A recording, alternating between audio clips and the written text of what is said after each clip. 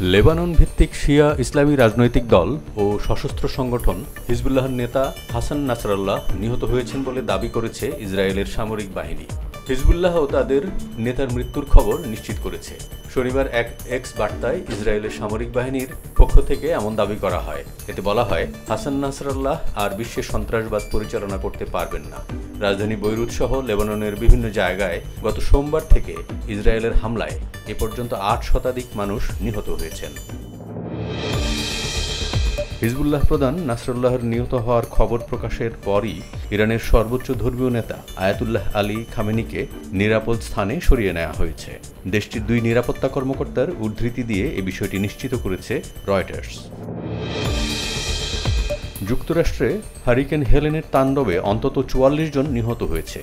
বিদ্যুৎ বিচ্ছিন্ন হয়ে পড়েছে ২০ লাখেরও বেশি ঘরবাড়ি ও ব্যবসা প্রতিষ্ঠান। ঘূর্ণিঝড়ের প্রভাবে প্রবল বৃষ্টিপাতের ফলে সৃষ্ট বন্যায় রাস্তাঘাট, বাড়িঘর, ব্যবসা প্রতিষ্ঠান পানিতে তলিয়ে গেছে। বিবিসি জানিয়েছে, আটলান্টিক মহাসাগরে উদ্ভূত ঘূর্ণিঝড়টি গত বৃহস্পতিবার মধ্যরাতে যুক্তরাষ্ট্রে আঘাত হানে। এর প্রভাবে শুক্রবার দিনভর দেশটিতে প্রচুর বৃষ্টি হয়। যুক্তরাষ্ট্র ও ইউরোপের দেশগুলোতে ছড়াচ্ছে করোনা ভাইরাসের নতুন ভ্যারিয়েন্ট XEC।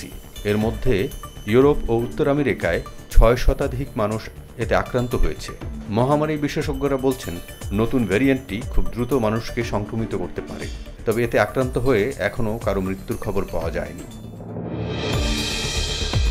বয়সের বাধা অতিক্রম করে এবার মিস ইউনিভার্স প্রতিযোগিতায় অংশগ্রহণ করতে যাচ্ছেন দক্ষিণ কোরিয়ার ৮০ বছর বয়সী নারী চোই সুন হাওয়া। নভেম্বরে মেক্সিকোতে অনুষ্ঠিত হবে এই প্রতিযোগিতা। এর আগে এই প্রতিযোগিতায় ১৮ থেকে ২৮ বছর বয়সী নারীরাই কেবল অংশগ্রহণ করতে পারতেন, কিন্তু এবছর এই নিয়ম বাতিল করে দেওয়া হয়। আর এই সুযোগকেই কাজে লাগাতে চাইছেন চোই সুন।